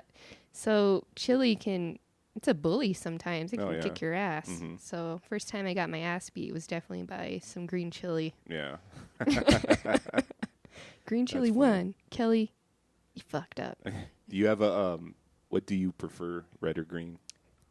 Red. Red? Red. I think you're the first person who's ever really mentioned what they prefer. You haven't gone, well, there's this and that. No, you fuck just came that. out and No, said just red. I got some family up in Cochiti and Santo Domingo, Pueblo, and you just grow up being invited to come on out for certain feast days or doings, and it was always like the biggest treat in the world to visit family, haven't seen in a long time, to see my da'u, and just knowing everyone's gathered around, and we're going to have some of that Kisani bread, and we're also going to have some red chili stew, so red chili pork stew. Yeah. And I think that's what it comes from. I'm not a big fan of green. No. So, like, if I go to Blake's, I'm super boring. I'm just going to be like, yeah, I'll just have a lot of burger combo. I'll just have number one. You want any chili or cheese? Nah, I'm good. No, I'm good. Just kind of look at you like... I got my own chili here. It's kind of like Selena busting out the Tabasco sauce, yeah. but it's some chili. But, yeah, I love red chili, and I really don't care for green. I'll eat it sometimes, but red just burns better for me. And I agree. What's your favorite chili? I think it depends on the... You on have the to... girth. No. I prefer red. Okay. I prefer red, too. Mm-hmm. But, I mean, there's just, like, I love green chili stew. I can't. Mm-hmm. Man, I love Can't it. My walk mom made it all the time. But red, because I'd rather have red chili enchiladas. Oh, yeah. Green chili enchiladas. Mm-hmm. I think red chili on a burger is way good. Oh, yeah. I love Little Anita's for their open face red chili burger. I haven't been to Little Anita's in a long time. Maybe that's where we have to eat. I don't know. I think there's better places we could go. Poor Anita's. She's like, fuck you, John. Childhood, they have those, well, I don't know if they still do. They have those big sopapillas. Yeah. They were huge. But red, I definitely lean towards red. If I had to make a choice, if somebody said you could only pick one, I'd pick red. Good answer. Yeah. But there's definitely, I mean, I enjoy a green chili not cheeseburger, green chili burger, green chili stew. But also, Christmas. I go Christmas a lot. Hey, can I have my angel burrito right now? Yeah, my angel. I'm gonna need He angel just said burrito. Christmas. He just said Christmas. Yeah, that's funny. All right, so we got to talk about Shady Lakes. Oh, Shady Lakes. Ladies and gentlemen, if you ever want to go fishing and spend hundreds of dollars on 8 fish. On 8 fish, you should definitely go to Shady Lakes, which is right. If you take the tramway exit off of I-25. Head west. Head west. Don't go to the casino. Head west, the opposite way. And you take a right at the circle, you will eventually come to Shady Lakes on the left-hand side. Put it in your GPS because wasn't there a for sale sign out there?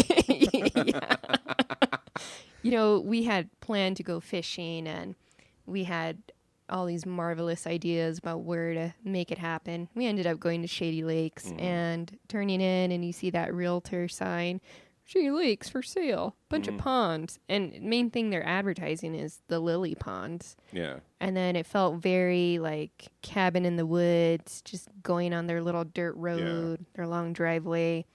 The bridges were kind of sketchy. Yeah. Like, oh, John's going to kill me. This is how I die. Shady spot, shady location, shady friend, shady lakes. Yeah. Shady owners. Oh. Even the fish were shady. We saw a bird. I don't know what type of bird it was. Pretty sure that bird was pretty shady. Is that a crane? Was it a crane? What is it? Something crane. It's still a bird, right? Yeah, he's pretty shady. But we went fishing, and like literally it's just a itty bitty pond that's reserved for trout, rainbow trout, by the way. And we're all geared up, throw the lines in, and didn't even have to wait 15 seconds. Yeah. We're betting who was going to get a fish first, and freaking John, he catches the first fish. I won that contest. You won that contest. You lost the wasp contest. Oh, I forgot all about the wasp. Shit. But yeah, because you bought the licenses. Thank you, by the way. You're welcome. And yeah, so if you have a fishing license from the state, it doesn't matter. This is a privately owned facility. So you have to buy their license. So Kelly bought them. Yeah, and he even said, you're going to catch fish. Yeah. And he reminded us, whatever you catch, you have to keep. You can't throw anything back. No, but they weren't and watching release. us. Yeah. We could have done. Oh, man. But no, it worked out. So I caught the first fish, and then after that, it was like boom, boom, boom, boom, boom. Kelly caught 2 fish at the same time, which I've never seen. It was amazing. Yeah. Yeah. We should have filmed this. This could have been a YouTube since we would have gone viral. But Oh, man. so we caught 8 fish total in 20 minutes, 15 minutes. It just felt so wrong. I did, and it was like, this isn't even fishing, it's catching. So we catch all these fish, 8, and I'm thinking, okay, let's stop here because it's 75 cents an inch. Mm-hmm. And, I was looking at the fish thinking, oh, that's like 5 Yeah. inches. They were, I think the Wishy. smallest one was 8.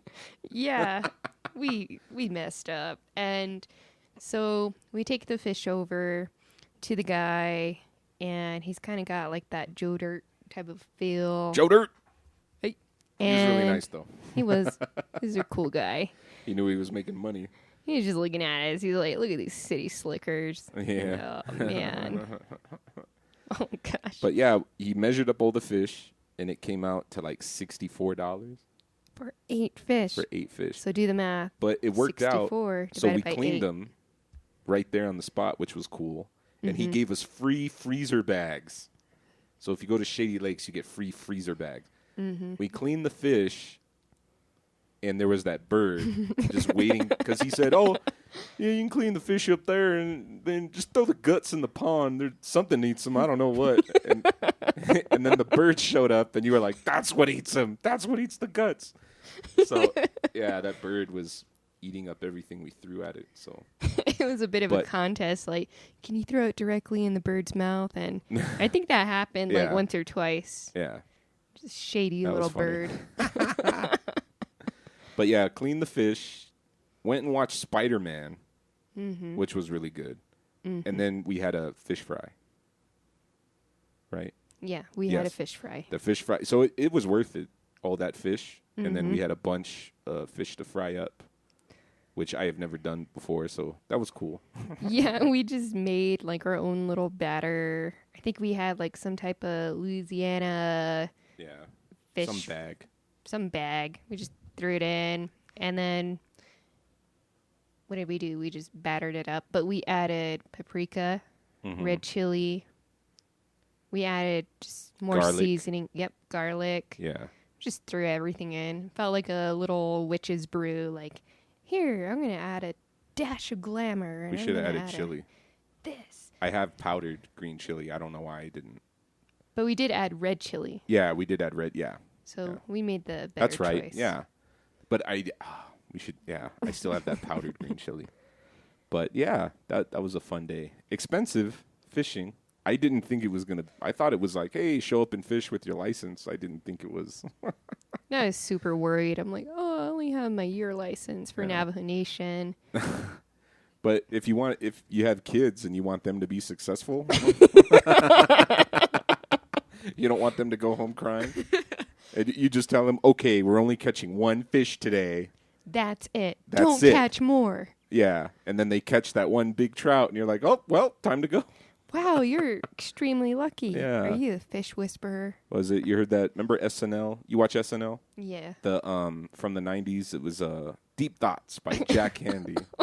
It's like if you ask a kid a question and he gets the answer correct, tell him it was a lucky guess.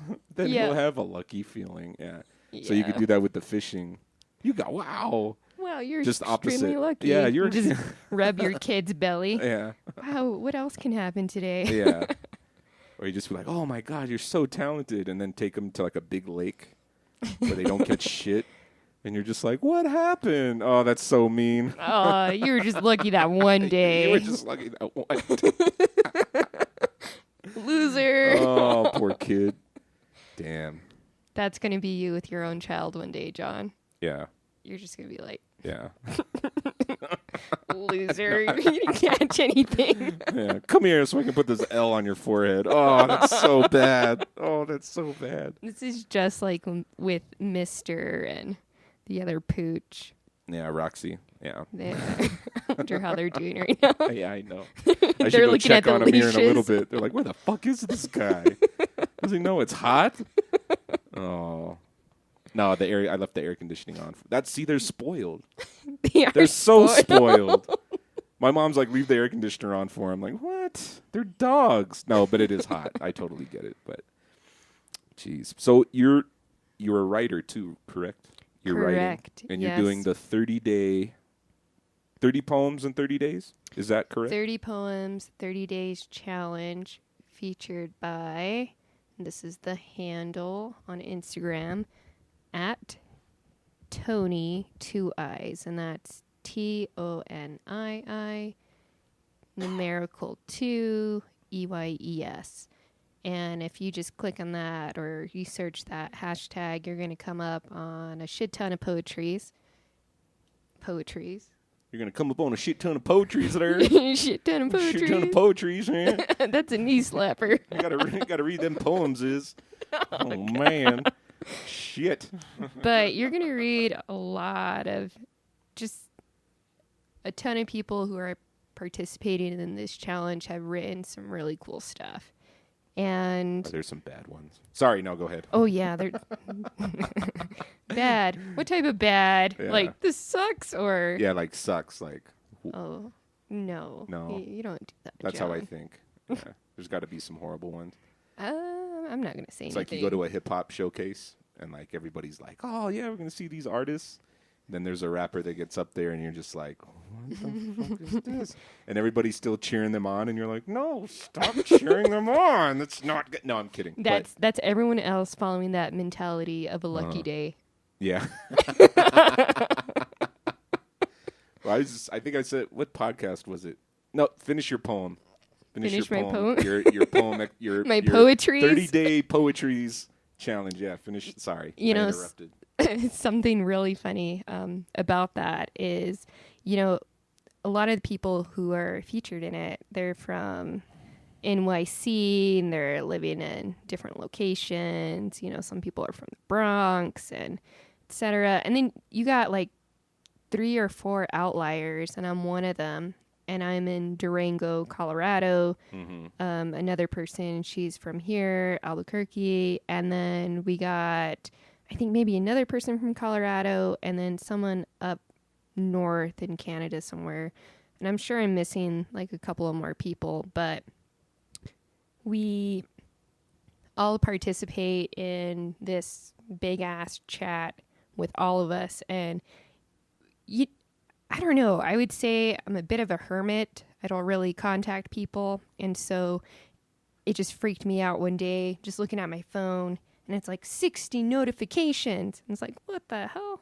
What's going on here? And, one of the people in that group, she ended up coining the term, and I'm going to give her credit for it, poetry. Poetry. Yeah. And sometimes I perform and I do some stand-up comedy. And right. So it goes along with that marvelous Miss Maisel theme of, just talking about taboo stuff and, everyone's doing that nowadays, so it's not such a big deal. But one of the little skits or routines I talk about is like levels of hoeing up for different events. And, I was really trying to work on just, all right, yeah, this is a pretty cool joke. Let me write that down. Or, oh, yeah, I got this. This is a really good idea. Or blah, blah, blah, blah, blah. And then around that time, everyone's like, man, that was a really good poem. Ooh, Chile, that was hot. And everyone's like getting real seductive with their words. And I had written something about air conditioning. Like, you miss it when it's not there and it cools you off, it heats you up. So really not air conditioning, but an HVAC system. Yeah. And everyone's like, ooh, Kelly. And I'm thinking, yeah, HVAC systems are super important. And here I am hoeing it up, and it's just like at this subconscious level. And a lot of what I'm writing, like, you could spin it however you want. And some people, they're going to see what they see, read, and interpret the way that they want to. But that's a fun little hashtag that we use as poetry. And like, ooh, Chile. It gets pretty hot sometimes. And you're like, wow, she just said that. Oh, I know what she's talking about. Yeah. But yeah, it's pretty fun. Yeah. Nice. So what day are you on? It's like 16 or 17, right? What's today? Today's the 18th. 18. Yeah. I have not written my poem for the day. I'm in trouble. Yeah. John knows that too because he remembers me from school. I was a big nerd. I Was. still am. I'm trying to play it cool here. It was just at a math workshop with all these Nerd. math magicians. Nerding it up. Nerding it up. Yeah. Yeah. When my cousin got married in 2016,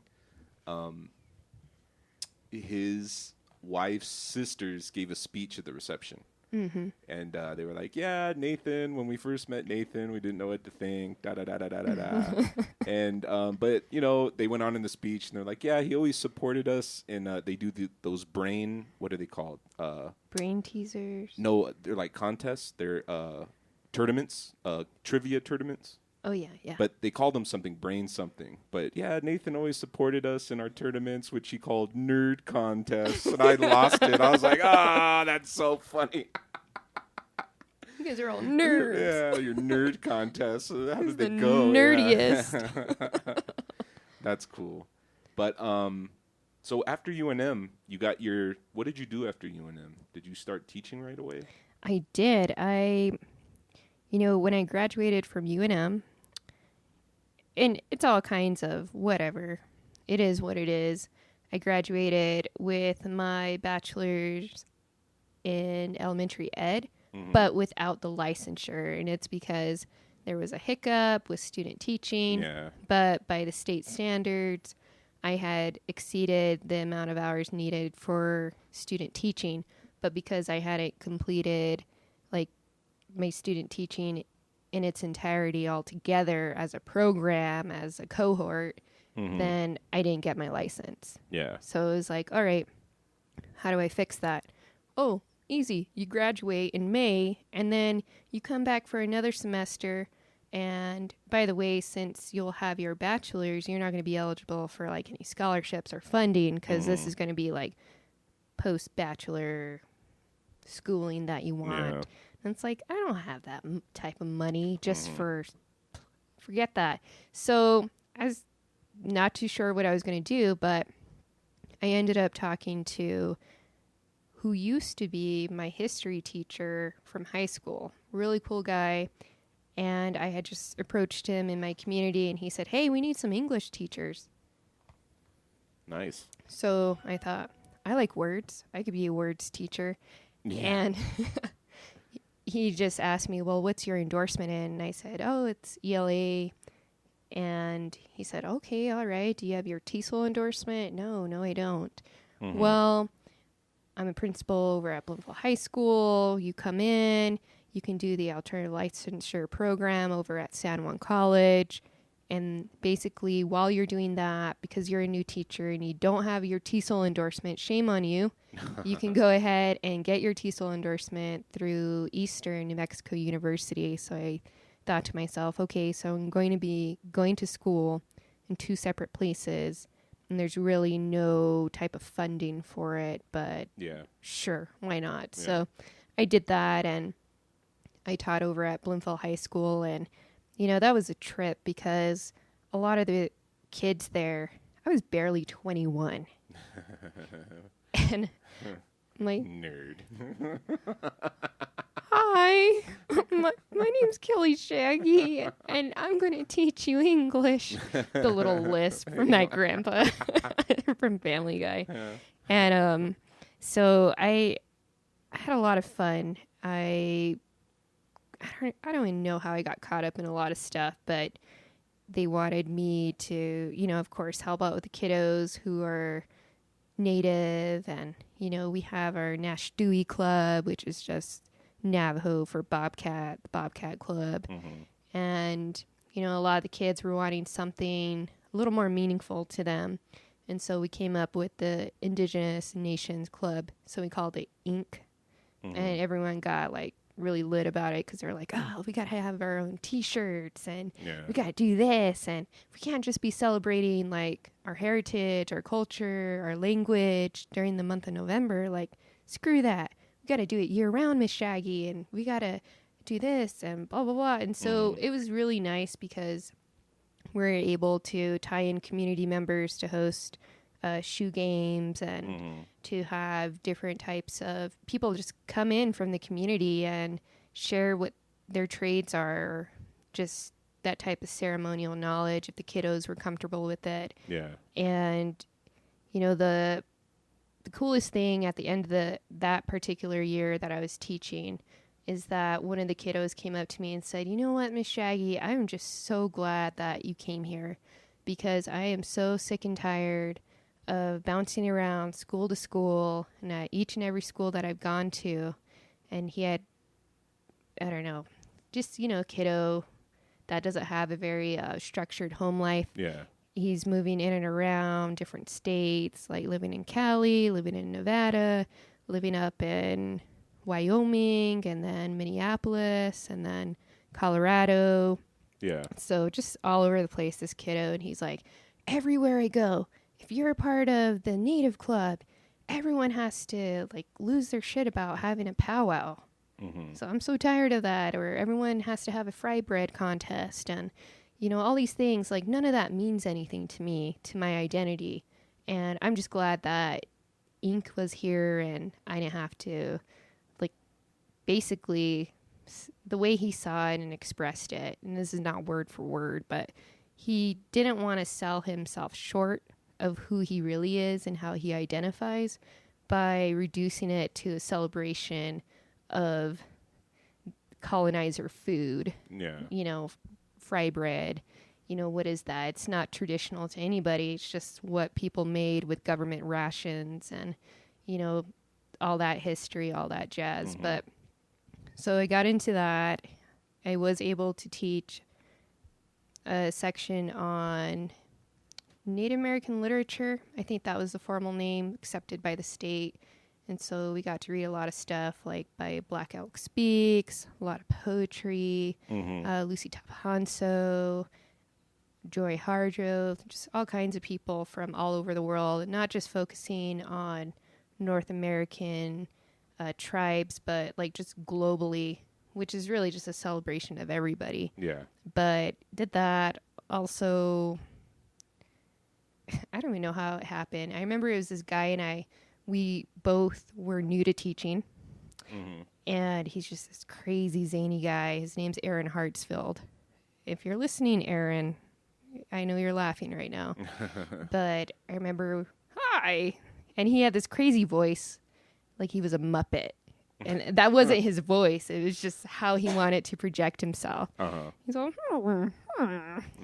talking like Kermit all the time. And like, oh my gosh, you're crazy, dude. But him and I, being these noob teachers and everyone else is a Jedi around us, we were told to go ahead and be these co-chair people taking care of the student council.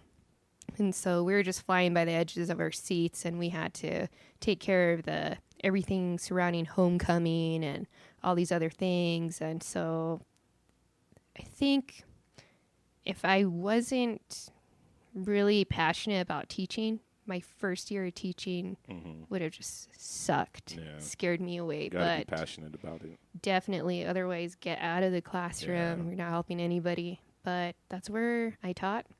And then I taught at Charlie White Brown, the alternative high school, which, by the way, hands down was my favorite to this day place to teach. I love all those kids there. And anytime I see them, it's just, I don't know, it feels good. It's selfish, but it's like, you know, that those are some good years there. Yeah. So definitely love Bloomfield. And it's just like any other small town. Kids are going to say, oh, I hate this town. It's so small. It sucks.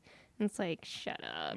You're probably still going to be here in another decade or so. Because it happened to me too. Yeah. But, yeah, Bloomfield, pretty crazy place. Yeah. Good place. Good kind of crazy. What advice would you give to those kids up in Farmington, Bloomfield? What would you tell them if they want to, you know, pursue writing or music or art, or even if they want to become educators? What advice would you give those kids? And I'm sure you have. So that's why I'm asking. Yeah. I always ask this question on it's specifically pointed to, you know, what what their career is or what they enjoy doing. But I know you enjoy writing, and I know you enjoy educating. So what advice would you give those kids if they want to write or pursue something in the arts or become educators themselves? What would you tell them? I would tell them you're going to get a lot of advice. People are going to tell you what you should do, what you shouldn't do, how to go about their passion. And my advice is just don't fucking listen to them. Yeah. Do it your way. Because your way is ultimately, at the end of the day, that's what's going to guide and help you to pursue your passion. And, you know, when people give me advice, I always take it with a grain of salt because there's unlimited numbers of biases, variables, everything that goes into the way that people communicate with one another. But if you're just starting out and you realize, like, I want to write, or I want to teach, or I want to sing, or I want to do this, blah, blah, blah, blah, like, just go for it. And if it doesn't work out, then I think it's pretty self-explanatory that that wasn't your passion. Yeah. And, you know, people are really stubborn. If you know, like, you're talking about that kid at the show, like, here's a showcase, and I showed up to, you know, hey, I'm going to do some spoken word because I love poetry. And you get up, and everyone's, like, booing at you. You suck.